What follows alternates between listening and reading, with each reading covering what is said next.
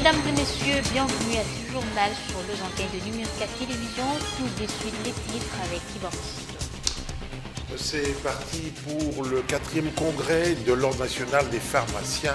Les assises visent notamment à assainir le secteur pharmaceutique.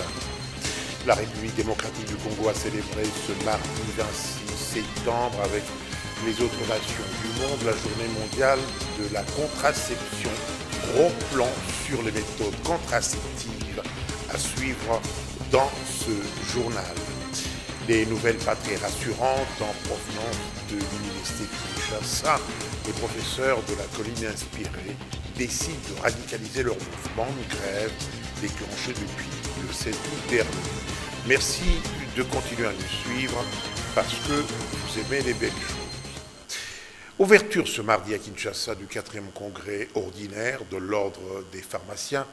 Les assises se tiennent autour du thème couverture sanitaire universelle et exercice de la pharmacie en RDC. La rencontre vise à assurer le bon fonctionnement de la structure qui regroupe les spécialistes du médicament. Bienvenue Babwa, Théodore Chitolé. L'Ordre des pharmaciens fait une projection de son avenir proche, survivre ou disparaître. Un appel des plus pressants est lancé aux instances publiques incarnées par le gouvernement par le biais du ministère de la Santé publique. Parvenir un jour à éradiquer les officines et pseudo-pharmacies, condition sine qua non d'un accès aux soins médicaux de qualité. Le secteur pharmaceutique en République démocratique du Congo est plutôt catastrophique. Déjà, l'accès aux médicaments, même le plus élémentaire, est très difficile.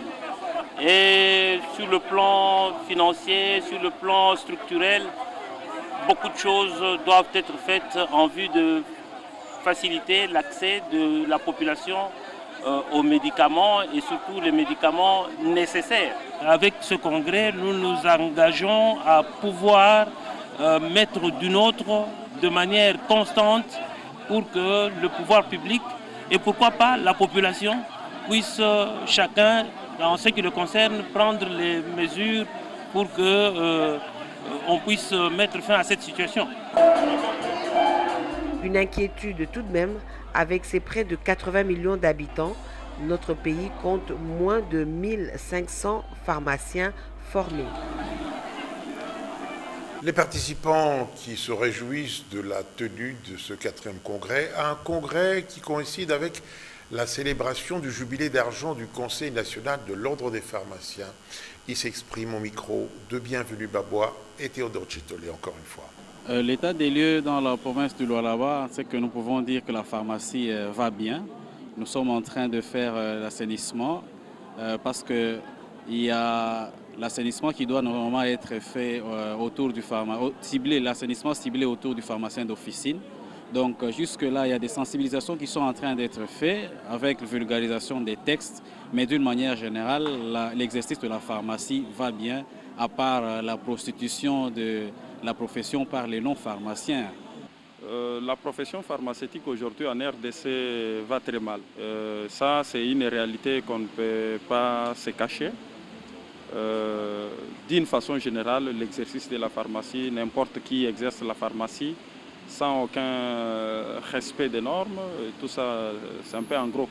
La première des choses pour mettre fin, effectivement, à ces boîtes de la mort, c'est de demander à toute la population, avant qu'il ne s'approvisionne en médicaments dans une officine, de demander effectivement si la personne est qualifiée, qu'il trouve dans la pharmacie, s'il est pharmacien ou pas. La deuxième des choses, toutes les pharmacies appartenant aux pharmaciens, vous allez le voir, ils ont l'enseigne. L'enseigne au mur, à l'entrée de la pharmacie, vous allez trouver l'enseigne qui est posée par l'ordre des pharmaciens qui dit effectivement à la population que oui, ici il y a le médicament de qualité et vous pouvez faire confiance à la personne qui est là-bas. Célébration aujourd'hui de la Journée internationale de la contraception. La journée a pour but d'informer et de sensibiliser les jeunes à l'importance de cette contraception et de réduire ainsi le nombre des grossesses non désirées. À l'Institut facultaire des sciences de l'information et de la communication, certains étudiants rencontrés ce matin par nos reporters avouent utiliser les contraceptifs pour éviter les grossesses non désirées et les infections sexuellement transmissibles. D'autres, en revanche, ont refusé carrément de donner leur position. Pour eux, pas question d'évoquer un tel sujet sur la place publique. Ange Makadi et Gérès Chimank. L'utilisation des méthodes contraceptives demeure encore un sujet tabou dans plusieurs milieux, même dans les milieux universitaires. À l'IFASIC, par exemple, 3 catégories d'étudiants. D'abord, ceux à Vardemont. Elle va parler. Excusez-moi. C'est aussi une réponse par rapport à cette réponse. Ensuite, les étudiants qui disent ne pas utiliser des méthodes contraceptives. Aucune de ces méthodes. Je n'ai jamais utilisé aucune de ces méthodes. Aucune. Non, moi je n'utilise pas les méthodes contraceptives. Généralement, je n'utilise pas des méthodes de contraception parce que je n'aime pas ça, parce que ce qu'on a appris à l'école et ce qu'on nous dit dans les émissions et les tutos sur Internet, c'est que la contraception en pilule donne le cancer aux femmes. Et enfin, ceux qui les utilisent, lesquels par exemple? Moi je préfère plus utiliser le préservatif. Voilà. Bon, d'habitude, j'utilise les préservatifs, mais ça pour éviter des grossesses non désirées. Mais j'ai constaté, après avoir consulté un médecin, il a dit que ce n'est pas bien de l'utiliser. D'utiliser ça à chaque temps, ça crée des problèmes. Parce que quand vous voyez les préservatifs, il y a de l'huile tout autour de ça. Ça crée des problèmes pour les gens qui l'utilisent à chaque instant. Pour l'instant, ce qui est vrai, c'est que la plupart des jeunes utilisent de médicaments. Nous avons des pilules S, nous sommes des grandes personnes, tout le monde connaît des pilules S. Et il y a certains qui utilisent aussi les préservatifs. Les méthodes contraceptives sont nombreuses, mais il semble que quelques jeunes ne possèdent pas la bonne information à ce sujet. Vous avez compris que nombreux sont ceux qui ne maîtrisent pas les méthodes contraceptives et peu recourent à cette pratique. C'est quoi alors la contraception et quelles sont les différentes méthodes contraceptives? Les précisions avec le docteur Alice Mbouy, chef de service assurance qualité de la planification familiale du Programme national de santé de la reproduction. Jefté Tcholeni et Alain Zongola. Bien que le préservatif reste la méthode contraceptive par excellence, il existe également d'autres. Selon les statistiques, c'est la méthode la plus connue et la plus utilisée, surtout par nos cibles, les jeunes. Voilà. Mais il y a plusieurs méthodes, il y a toute une gamme. Nous avons des méthodes buvables, comme des comprimés, qu'on appelle communément des pilules. Nous avons des méthodes injectables. Il y a des dépôts Provera actuellement. Nous avons même d'autres méthodes, telles que les Sayana Press. Nous avons aussi des méthodes barrières. Entre autres, il y a les préservatifs. Et puis, il y a le dispositif intra-utérin qu'on met au niveau de l'utérus. Et ça joue le rôle de barrière. Voilà, il y a aussi des méthodes hormonales. Des méthodes hormonales implantables, parce que les pilules aussi sont hormonales implantables, comme les implants qu'on met sous la peau, au niveau des bras des femmes. Il y a des implants de 3 ans, des 5 ans, voilà. Selon le docteur Alice Mbouy, comme tout médicament, certaines méthodes contraceptives ont aussi des effets secondaires. Chaque fois qu'une cliente vient, on l'évalue. On ne peut pas donner à une cliente une méthode au hasard. Elle s'est fait examiner par un prestataire impersonnel qualifié et il s'est fait examiner avant d'avoir la méthode. Donc il faut qu'elle soit éligible. Pour la division des planifications familiales du Programme national de santé de la reproduction, la réussite de la vulgarisation des méthodes contraceptives nécessite l'implication de tous. À la division de la planification familiale du Programme national de santé de la reproduction, l'on reconnaît la nécessité de vulgariser davantage les méthodes contraceptives. Ces méthodes permettent d'augmenter le taux de prévalence contraceptive qui est passé de 3 à 8% entre 2013 et 2015. Jefté Tcholeni et Alain Zongola. Prendre une bonne décision avec le soutien professionnel d'une personne de confiance, tel est le thème mondial de la 10e édition de la Journée mondiale de la contraception. Au niveau national, des campagnes de sensibilisation et de vulgarisation des méthodes contraceptives sont constamment organisées pour réduire les risques de grossesse indésirables. Nous sommes aujourd'hui à 8%. Nous avons quitté de 5,4 selon les données des études statistiques, donc l'EDF 2013. Et en 2015, on était déjà à 8%. Donc ce sont des efforts. Le gouvernement aussi s'implique et les différents partenaires qui appuient aussi notre pays. Et dans son organe le Programme national de santé de la reproduction, nous faisons certaines campagnes parce qu'il faut que toute la population ait accès à l'information. Malgré les avancées significatives réalisées dans ce domaine, il y a aussi des défis à relever. Donc on va dans la communauté et on va travailler avec la communauté, donc on la rend responsable. Donc ce n'est plus seulement un prestataire de santé médicale au centre de santé, mais nous formons même ceux de la communauté comme des relais communautaires. Ce n'est pas nécessairement un infirmier, mais on lui donne des notions de base et il peut commencer à offrir des méthodes. Vous voyez, on a encore beaucoup à faire pour atteindre tous les recoins de la RDC. Sur le plan national, les activités relatives à la Journée mondiale de la contraception seront organisées le 28 septembre prochain. Avec vous, Élisée Bafou, nous allons encore rester un petit peu dans le domaine de la santé.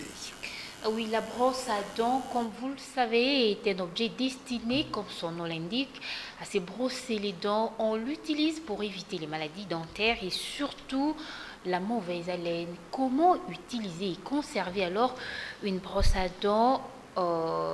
Tentative de réponse dans ce reportage réalisé par Anita Kangou et Serge Métélisé. Le but du brossage de dents est d'avoir des dents saines et une bouche propre. Et pour arriver à ces fins, hormis la pâte à dentifrice, il est recommandé d'utiliser une bonne brosse à dents et respecter les normes de brossage. Le brossage, c'est fait de la gencive vers la dent. Ici de suite, ça c'est pour les dents supérieures. Les faces intérieures, la même chose. Ici, c'est ici qu'on fait comme ça. Sur les faces masticatoires pour déloger les aliments qui restent. On ne fait pas ces mouvements ici sur ces faces ici. Ainsi de suite, en bas la même chose. Les faces intérieures. Et au niveau des faces de mastication, vous faites ça. Pour éviter toutes sortes de multiplications de microbes, rincez la brosse à dents après usage et la gardez à l'air libre. Quand vous gardez aussi la brosse dans un milieu fermé, comme je vois les gens qui les font dans une bouteille et tout. Ces milieux d'ailleurs, ça permet encore une multiplication aussi d'autres microbes. Vous pensez que vous êtes en train de vous protéger, mais dans les milieux aussi fermés, les milieux chauds aussi, il y a des bactéries, des anaérobies qui vont encore se proliférer. Une brosse à dents ne peut pas être utilisée plus de 3 mois, a souligné le docteur Anne Ochikoy. Dans le reste de l'actualité, la conférence épiscopale nationale du Congo appelle l'Union européenne à être plus cohérente dans sa position sur le processus électoral en République démocratique du Congo. Déclaration faite ce mardi à Bruxelles au cours d'une conférence de presse. Le père Clément Makiobo Malelo de la Commission épiscopale nationale Justice et Paix du Congo a soutenu que les discours souverainistes des dirigeants africains n'est pas toujours véridique. Nous vous le disions hier, le député national Grégoire Mirindi a retiré sa proposition de l'organique portant institution, organisation et fonctionnement du Conseil national des suivis de l'accord et du processus électoral. Il trouve inopportun de se lancer dans l'examen de ces textes à 3 mois de l'expiration du délai de 12 mois accordé à l'accord de la Saint-Sylvestre. Déception du côté de la majorité présidentielle, Antoine Zangi qualifie le retrait de cette proposition de loi de manque de respect. Un avis non partagé par Didier Moulichot de l'opposition qui soutient la position du député UNC. Ils sont au micro de Tapé Lutunou et Eric Kalambay. Pas le seul député, nous sommes 500. J'ose croire que le collègue Païsayo avait déposé aussi une proposition de loi et nous allons examiner dans la procédure d'urgence la loi déposée par Païsayo. Et donc c'est une déception. Et je crois que si nous sommes véritablement le représentant du peuple, on ne peut pas agir ainsi. Ça c'est vraiment mettre le pays en fait à sort parce que nous comptons sur la sincère organisation des élections. Et donc nous allons examiner en procédure d'urgence, je suppose, la proposition de loi déposée par notre collègue Païsayo. Merci honorable. Merci beaucoup. Est-ce qu'on parle de retarder ou ne pas retarder? L'auteur de la proposition a donné ses justificatifs. Et ces justificatifs peuvent être soutenus parce qu'il dit l'opportunité de cette loi était jugée dans la mesure où la loi pouvait faire fonctionner un organe pendant une période déterminée. Mais comme cette période arrive presque à échéance, il ne voyait plus l'opportunité de sa proposition de loi. C'est ça l'explication qu'il a donnée et qui peut se justifier, d'autant plus que c'est un politicien de l'opposition. Non, il ne faut pas juger. Il ne faut pas juger les raisons avancées par lui. Sinon là, vous entrez dans... Vous lui déniez l'autonomie de sa volonté. Il ne faut pas. Moi, je ne peux pas répondre à cette question. Il a retiré. Que les raisons soient bonnes ou mauvaises, mais l'acte est l'acte de souveraineté personnelle. Autre chose, les professeurs de l'université de Kinshasa radicalisent leur mouvement de grève. Ils l'ont fait savoir ce mardi à l'issue de leur assemblée générale. Dans une déclaration, ils indiquent qu'aucune suite conséquente n'est enregistrée jusqu'à-là par rapport à leurs revendications. Ange Makadi, Tapé le Tounou et Manitanga.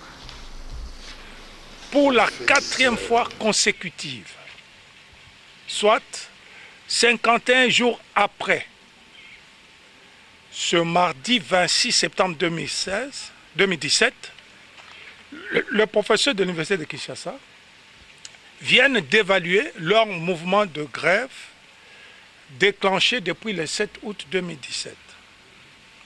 De manière claire, l'Assemblée des professeurs se voit obligée de relever qu'en dehors de quelques déclarations de bonnes intentions de la part des politiciens, aucune suite conséquente n'est enregistrée par rapport aux revendications. Aujourd'hui, plus qu'hier, il est question pour le professeur d'université d'aller jusqu'au bout dans la décision prise depuis le 7 août 2017 de défendre et d'obtenir leurs droits. Jusqu'à satisfaction de leurs revendications, l'Assemblée des professeurs de l'Université de Kinshasa décide de poursuivre la grève et même de la radicaliser. Une nouvelle évaluation se tiendra le 10 octobre prochain. En sport, pour la première fois depuis 1935, le club s'est entraîné sur son propre terrain au centre des Kimbondo. À l'occasion, Florent Ibengue a réuni autour de lui l'effectif du club vert et noir pour la saison sportive 2017-2018, dont une quinzaine de nouveaux et 2 anciens de retour au bercail, Yves Dibaï, Katalai Badra, Paul Kazozo et Théodore Chitoli. 1935-2017, 82 adages pour V-Club, même octogénaire, V-Club doté d'un terrain d'entraînement à lui, mieux vaut tard que jamais.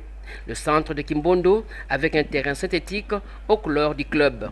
Sont dans la Kati, on est en Espagne. Sont bimi libanda, on est en Congo, mais la Kati bonega dans la France, donc il n'a pas les makasi. esalanga sentiment musala ezomonana. Ce centre de Kimbondo, la fierté de V-Club sous le règne du général Ami Sikumba, endeuillé et absent à ce rendez-vous. Voilà, aujourd'hui, l'enfant est né. Ça, c'est le démarrage. C'est une première que vous avez. Et c'est le numéro 1 de projet réalisé que vous avez. Aujourd'hui, on parlait de Mazembe. On peut se voir maintenant, on a V-Club qui est une réalité. Le centre est là, les terrains avec la période de la dernière génération. Au-delà de ce qui étaient des éléments roulants, notamment les bus, les ambulances, il était question que nous puissions en toute indépendance et autonomie avoir notre espace. Sur cette terre de jeu aux mêmes dimensions que le stade de Martyr, Ibengue, son staff technique et les joueurs s'activent pour un V-Club New Look version 2017-2018. Pas une seule déclaration de Florent Ibengue.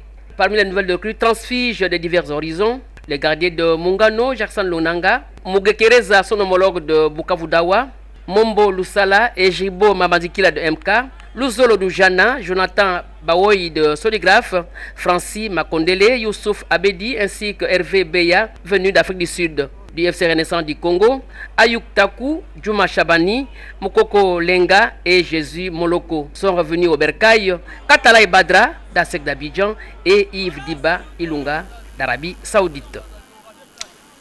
En Angola, le nouveau président João Lourenço a prêté serment ce mardi.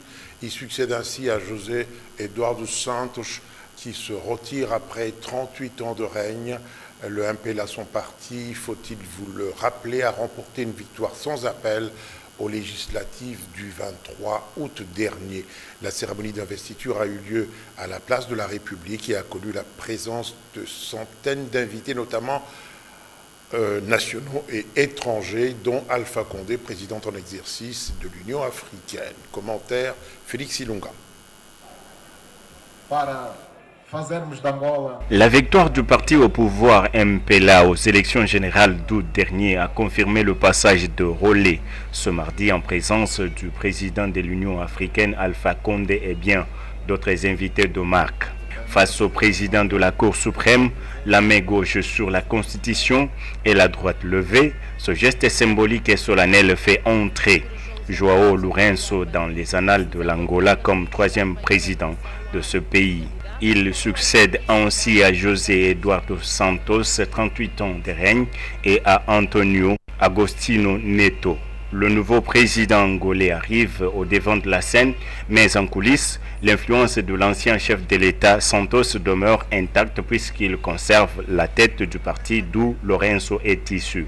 Le nouveau locataire du palais rose de Luanda est entre le prolongement du pouvoir du président Eduardo Santos et le renouveau économique. L'homme a donc du pain sur la planche pour trouver un équilibre. Par conséquent, il a promis d'être l'homme du miracle économique.